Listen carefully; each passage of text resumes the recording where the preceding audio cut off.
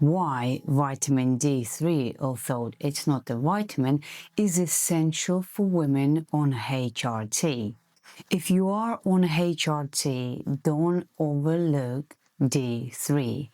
It's one of the most essential nutrients for hormone balance and energy.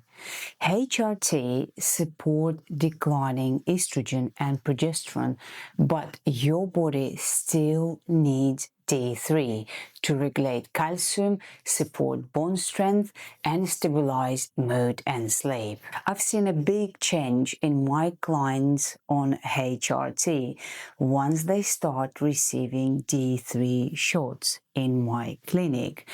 Their hot flashes reduced, mood lifts, and that constant tiredness fades away.